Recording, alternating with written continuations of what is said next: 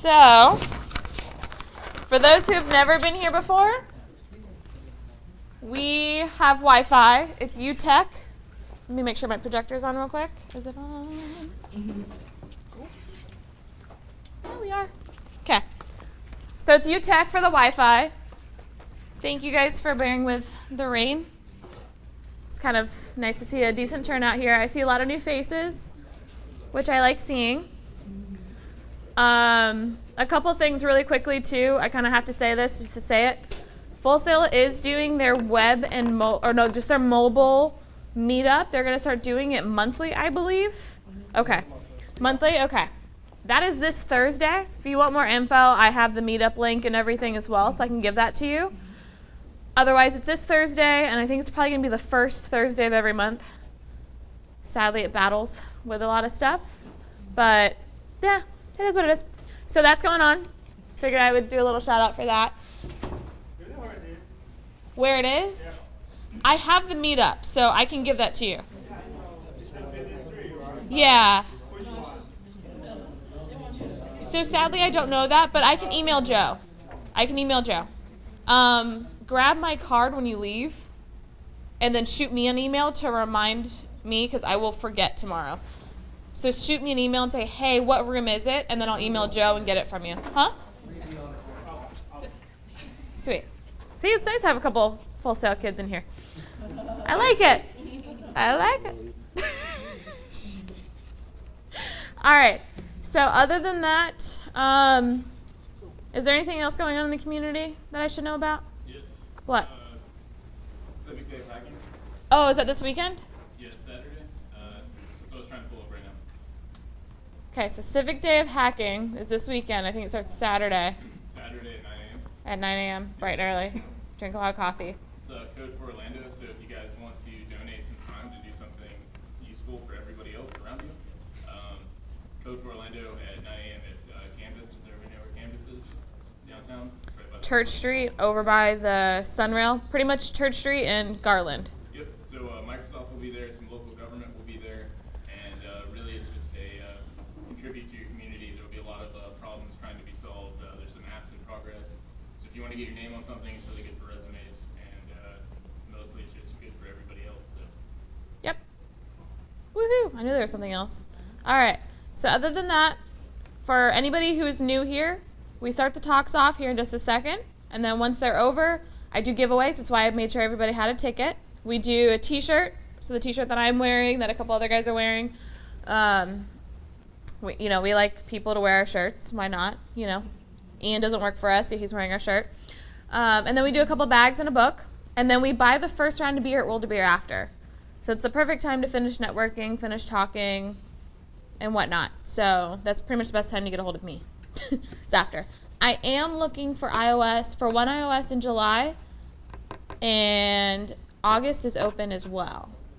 So it can be a beginner's talk. I'm totally down for if you are a brand spanking new iOS guy. Give me something that you've had, I don't know, talk about the difficulties you've had with iOS. I don't know, something. Just get up here and talk. So get a hold of me so I can email you, and we can get that written so I don't forget. Other than that, Scott, would you like to start? Sure. All right. We gotta hook you up. You need that. That's for the YouTube. Which I will not be trolling myself again this time, guys. It's there. Just whatever. Did you see that? Oh, my Ruby meetup, I full-blown trolled myself.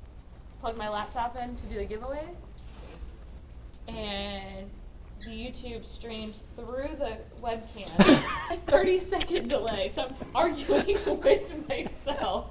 And I get so mad to the point where I can't fix it. And a couple of the guys had to come up and help fix it. It's all on YouTube. It was bad. All right, so this is Scott, guys. This is his first time speaking for University iOS. Yeah, so like she said, she wants beginner people, and I think I fit that topic perfectly. I've only been doing Swift for like 3 weeks, maybe 4 now, so forgive me if I really goober up really badly. A little common scheme, I know that with iOS, we like to have our little mascots, and last month we had a Bobcat, because with iOS you have, for the operating systems, you had lion, mountain lion, leopard, snow leopard, things like that. So this guy chose Bobcat. Well, the new operating systems are now going on beaches. You had Mavericks and now Yosemite. Well, cats and surfboards kind of go together naturally. So in 2 minutes, I put a Bobcat on a surfboard. There's my pun. Woohoo! Never been in our meetups before, guys. Our JavaScript is known for goats, and it has a very obscene amount of goats because Ian and Ivy, Android is turned into sharks. So to the left shark from Katy Perry. And Ruby doesn't quite have one yet. They need to fix it. Anywho, about 3 weeks ago when she said what topic I'd like to do it on, right when I was starting to learn the language, I'm like, oh, AV Foundation. I use this in one of my projects, so it must be a simple thing. Until I realize, let me explain the internet to you. It's really big. So I'm actually going to be talking about a subset of the AV Foundation, more specifically the AV Media Player. But before all that, I'm a CS major at UCF. If it wasn't said before, I'm already Scott Anderson. And I'm a developer intern at a place called RIT near OIA. And I currently am trying to work on a website to do Swift tutorials, but whatever. So what it is, AV Foundation Framework, it's basically allows you to do any kind of audio and video you could possibly imagine. AV stands for audio and video. You can use it to play video files on an iPhone, video files on a Mac application, or make the next iTunes, whatever you prefer. In the small subset I'm going to be focusing on today is the AV audio player. What it does, it allows you to simply have sound assets and play them in your Macintosh and iOS applications. So if you have a video game and it doesn't have sound, it's really boring. So by using the audio player, you can have explosion sounds. And in my case, I thought it'd be really cool to, what better way to demo a media player than make a media player. So that mock-up on the right is my take on the iPod Shuffle. So I actually threw together a quick little asset for that. And today I'm going to be building a iPod Shuffle emulator that will play songs, skip, go back, volume up and down for the Mac. And let's build it. So I already have assets over here. I have just 3 little open source songs, orchestra, whatever. And here's the audio wheel that I threw up in Photoshop just to make our design look a lot nicer and a lot quicker. So I'll just go ahead and open up Xcode. I'll get new project. We'll make this a Cocoa application, Swift MP3. And obviously we want Swift, sure. And I'll save this to my desktop.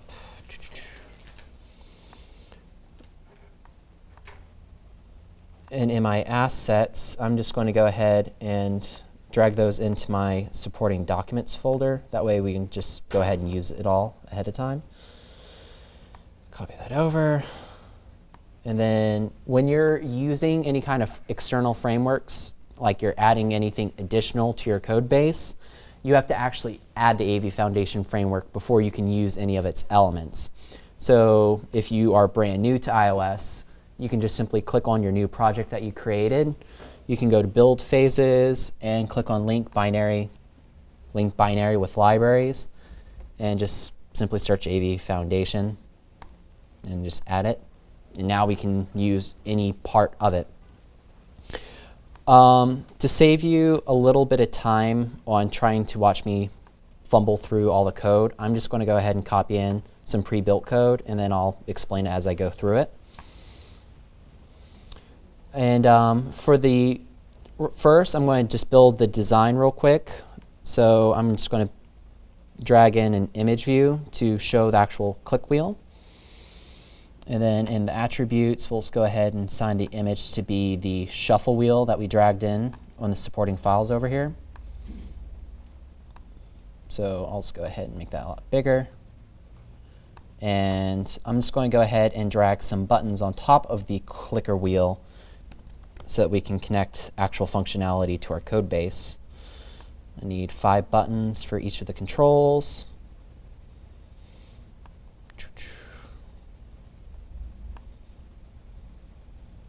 And I'll go ahead and open up the assistant editor, and then that's the there.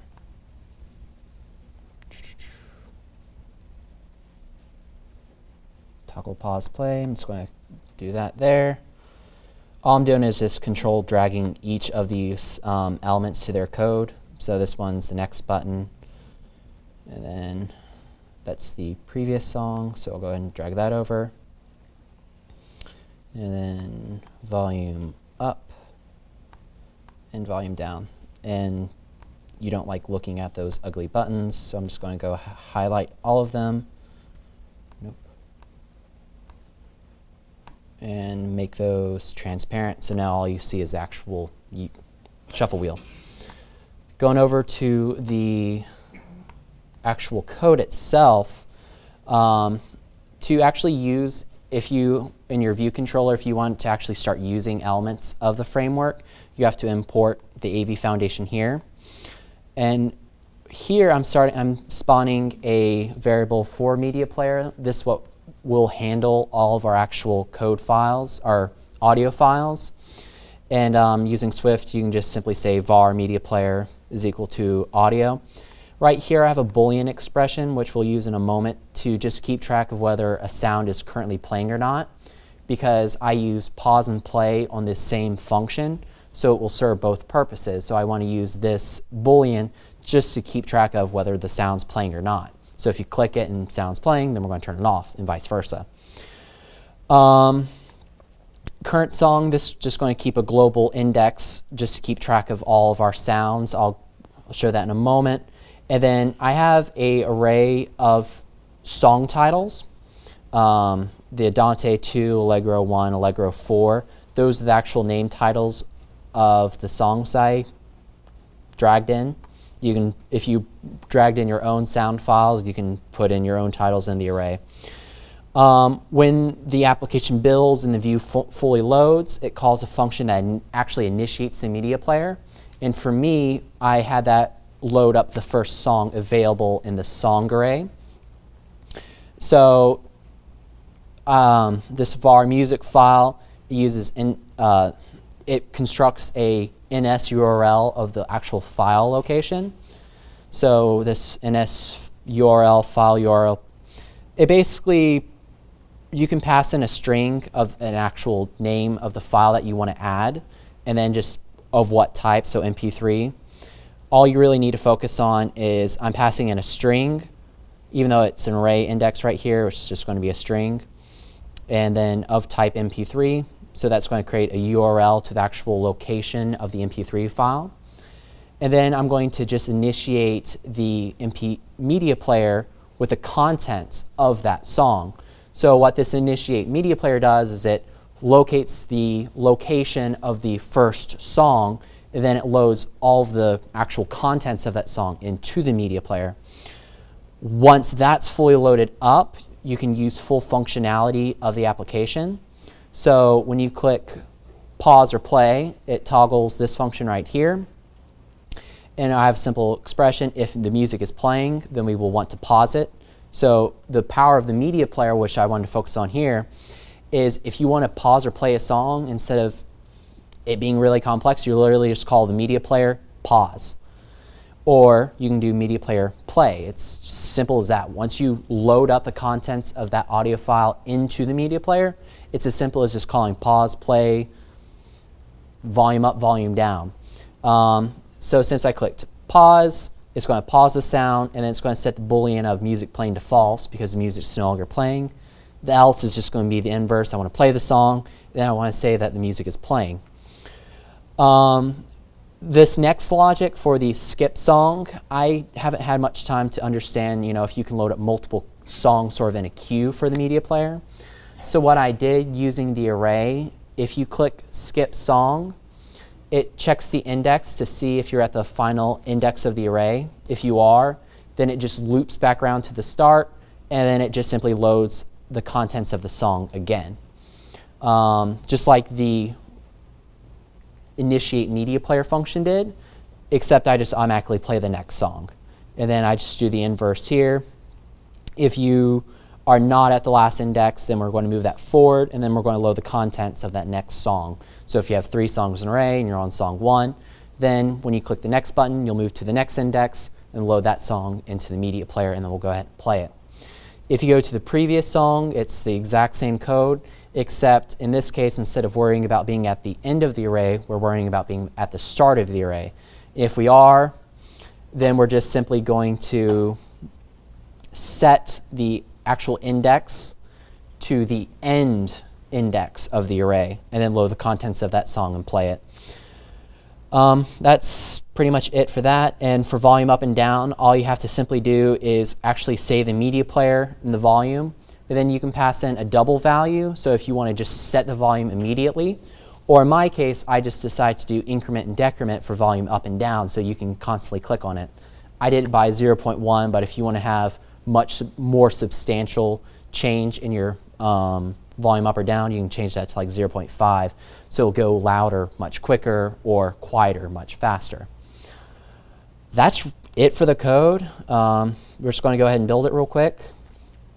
And hopefully if nothing goes wrong, we should get our media player. We can click play. And I now no longer have sound. It's playing the first song. We can click next. And as you can see, when you click the next song will play. We can go to the previous song, pause it, play it, turn the volume up or down, and then you can turn the volume up.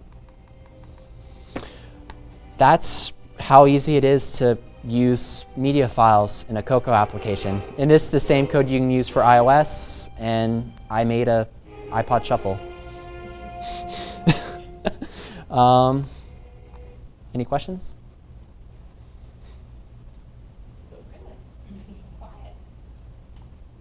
Cool.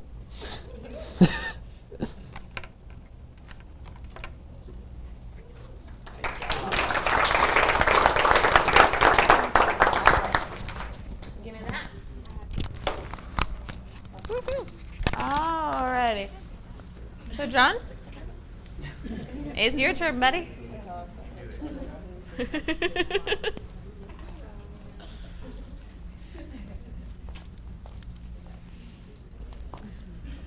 We also need to create a fun project to make Mike do. Let's do it.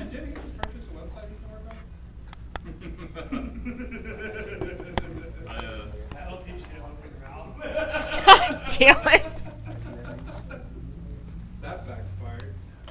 That way backfired. I hate you.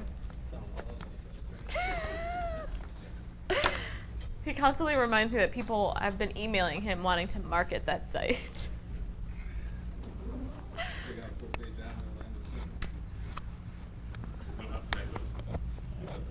No. All right, you got HDMI, so you can Perfect. just play. Is there any Let's kind of just- settings? He mentioned something about changing the hertz of the monitor. Yep, sometimes you have to. It might like you. So Yeah, I don't like you. You were good. You were golden. If you don't know yet, sometimes I want to kill Austin. This is one of those days. well, not everyone can see what I'm. Yep. Woohoo! All right, hook that up. By the way, you're on YouTube. All right. YouTube just heard me cut you out. Yeah. Eventually the Cloud Space channel will be like, are you 18? He like cusses too much on YouTube, so you need to be 18. Increase your font size. Yeah, no, You want me to increase it? Yeah, I could barely read it with all our glasses.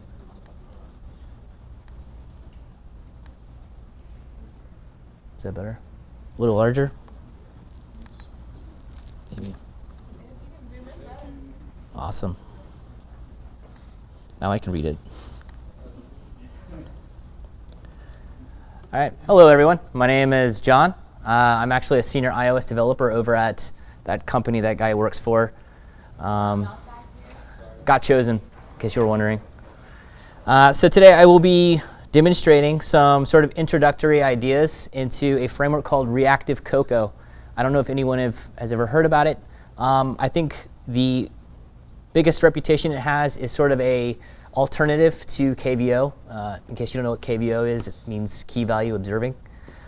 In this case, I will show you an example of what it looks like for KeyValue Observing and then the alternative in Reactive Cocoa. As you can see up top, it says Add Observer. The class I've created here is a sort of test class. I've created a instance variable called instance key path. For KVO, in order to start observing changes, you have to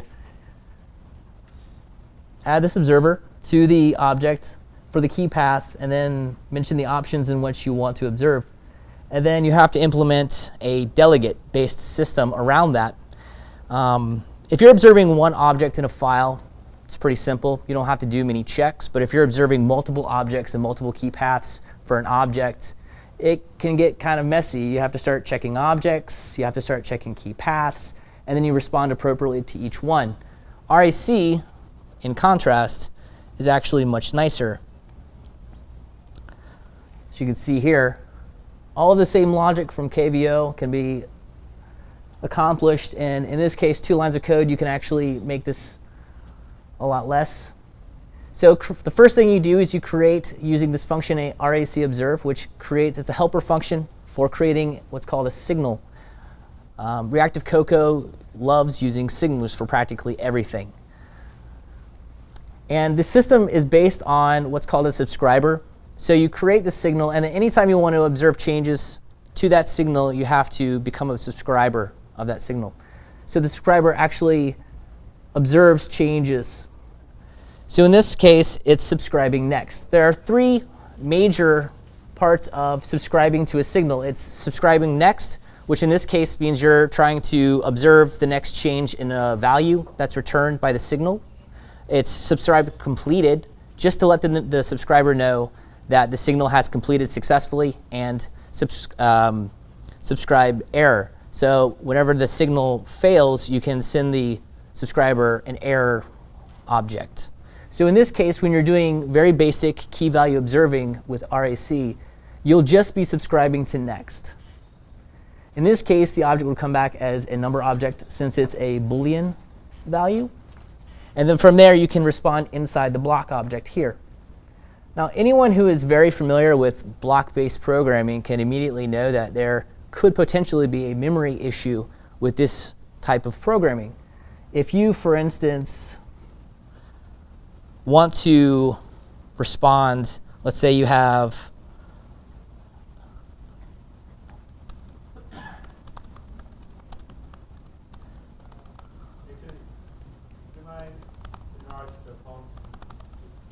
Sure.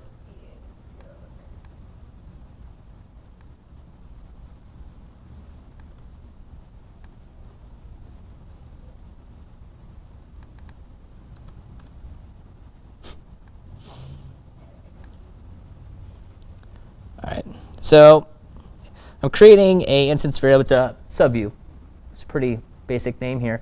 If you want to observe this Boolean value and you want to make changes to this view based on it, you might, in the response here, say self.subview hidden equals instance key path, well, in this case, get the Boolean value. Now, the problem with this is every time the instance variables change, this subscriber block is called. It's a never-ending signal. So if you try to deallocate this class, you'll never be able to deallocate it because it's a memory loop. It's a retained cycle here because you're calling self. So anytime you observe an object and you want to call self or something and modify self in any way, make sure you always make it a weak object. Always. Now, when you subscribe to a signal like this, this method call actually returns what's called a disposable.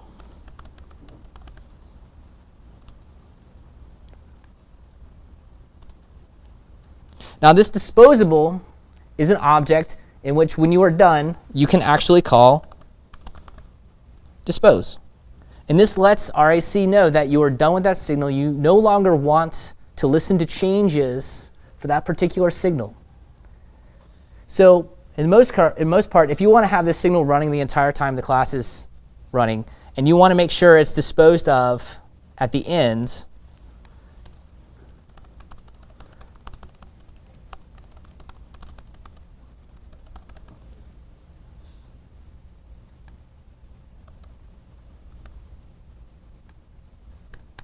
make sure when you're done with your file, just go into the deallocate method.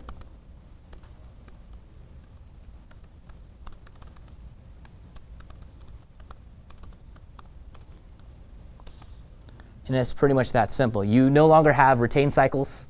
The signal stops listening to that instance variable. And of course, just as a double safety, always make sure you weakify this as well. And that's the very basic idea of how RAC can help your workflow. You no longer have to add a bunch of observers for every key path. You no longer have to create this delegate method and listening and make sure which object is changing and how to respond to it. You can just call a simple block and make your changes there. So instead of having a bunch of methods, in one method you could have all your signals initialized and subscribed to, and then you could always dispose of them when you're done. Very simple. Do you have any questions before I move on? Can you give like a very basic example? Sure. How this would be used, or like an app that it Sure. would be used in? So I created a test application here. I hope it's big enough for you to see, where it uses a bunch of different reactive tools. So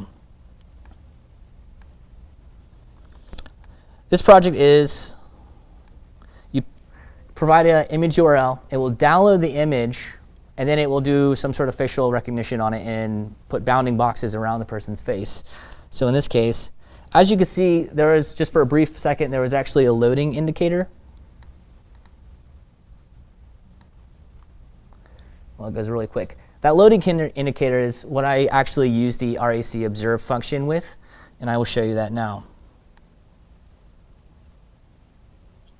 So I created this class, circle activity indicator. Now, what I wanted to achieve here is that whenever the view itself is hidden, the activity indicator will stop its animation. It's just really quick. You don't have to call any special, stop, start animation. Whenever I show it, I want it to be spinning. Whenever I hide it, I want it to stop spinning.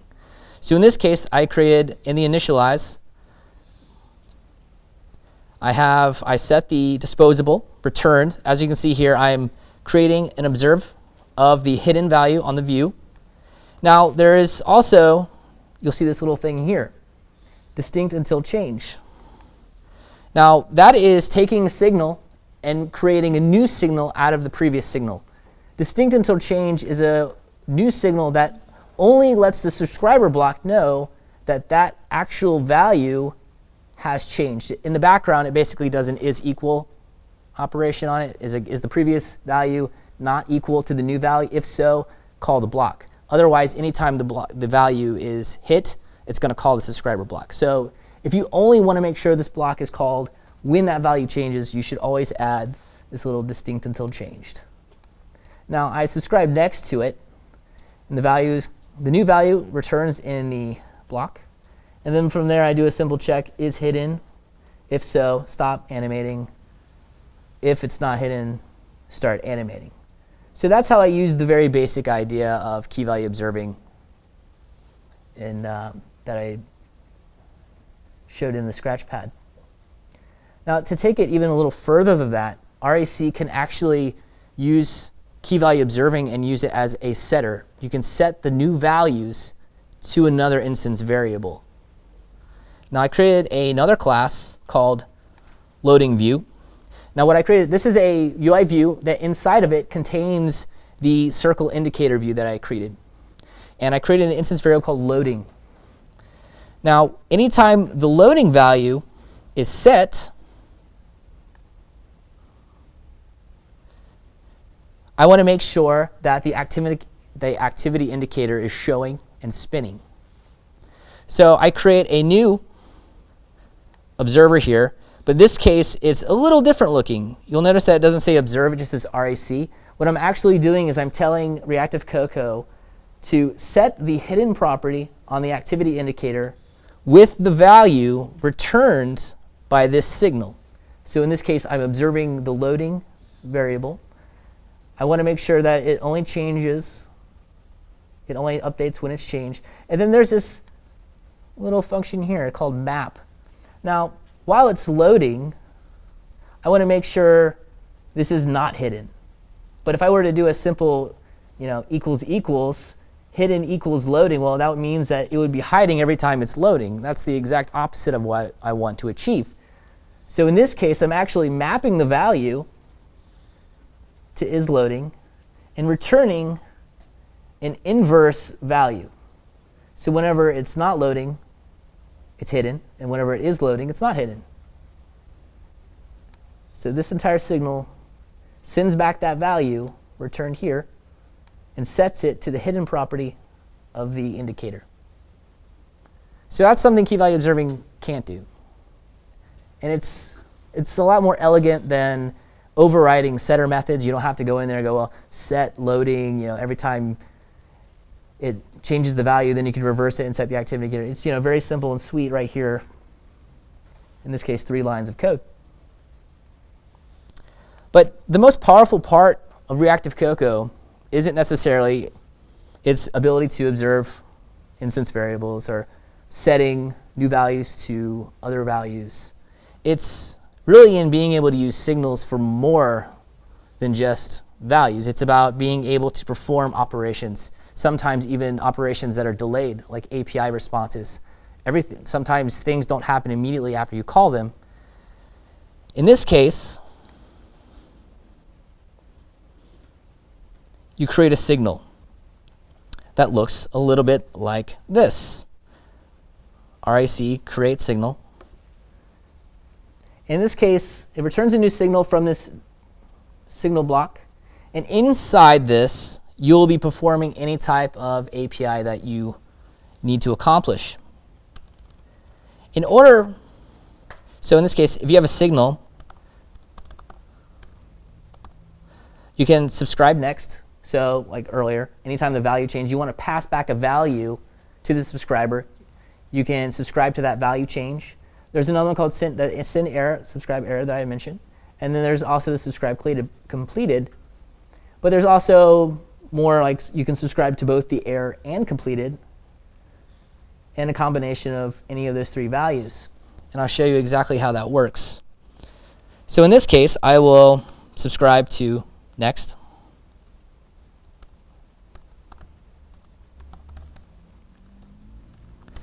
And each one of these is a block.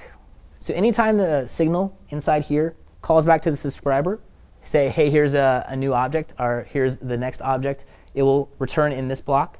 And then if there's an error, it will return in this block. And then if it's completed, it can return in the 3rd block.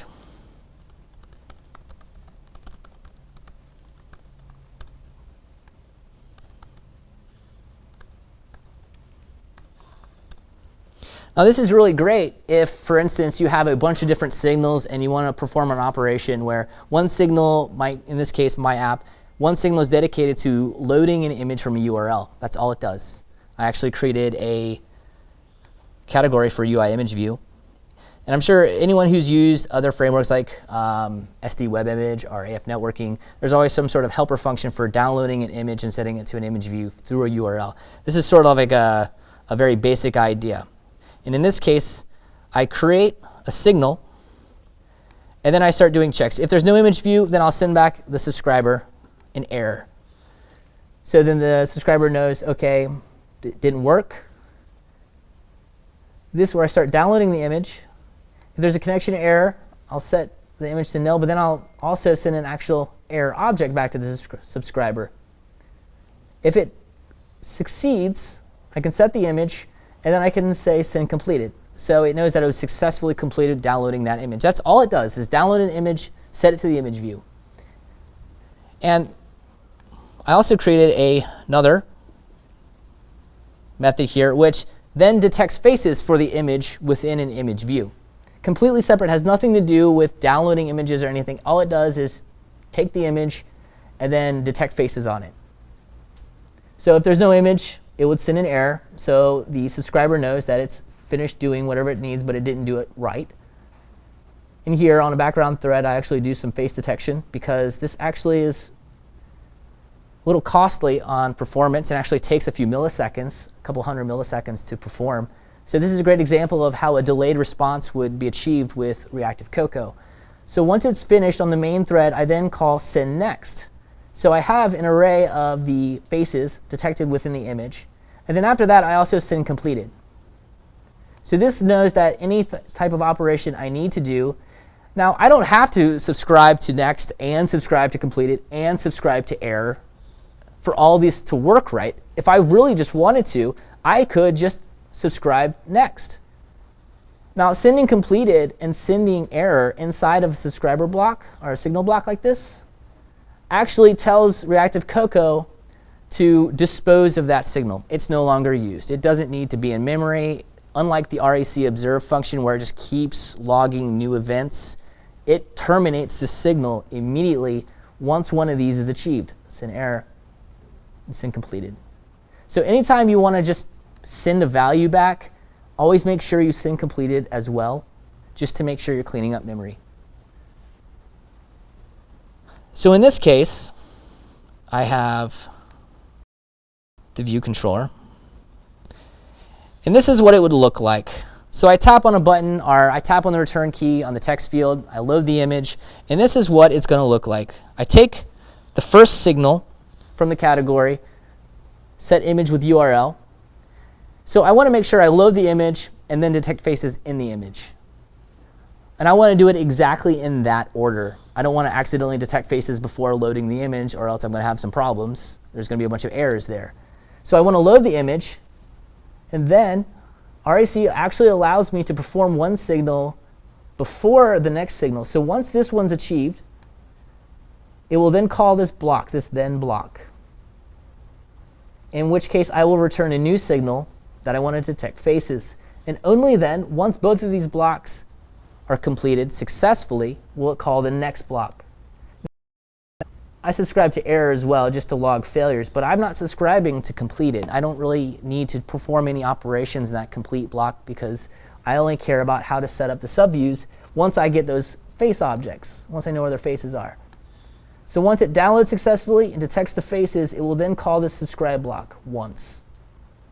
So I show the face, make sure the image view is no longer hidden. I actually hide the image view while it's loading. And then I set the container mode till loading equals no, so I make sure that activity indicator is no longer spinning. So that's a really great idea, is you can create, instead of having methods that do each API, then at the end of the API you actually put like a little thing, well, if it's done, then perform the next operation, or you don't have to do, you can easily create completely separate signals and then chain them together in a particular order to achieve a particular operation. It's very modular. It cuts down the amount of code. So any questions on that? Yeah. What library are you using for recognizing the faces? Is it the open one, or That is Apple's. That is Apple's API. It's it's core image. Okay. It's really simple. In this case, it's two methods: initializing it, and then you get the features in an image. So nothing special there. The hard part is actually laying out the subviews on the image to where they are. So is there any questions about Reactive Cocoa that you might be interested in having me answer? No, not specific. No? No? No? That's a presentation.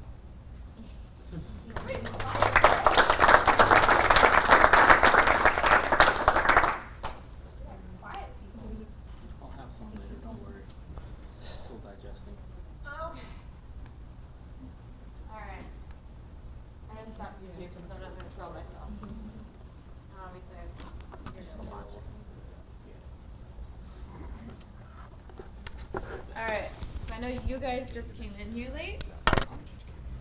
So let me give you tickets really quickly before I roll with this.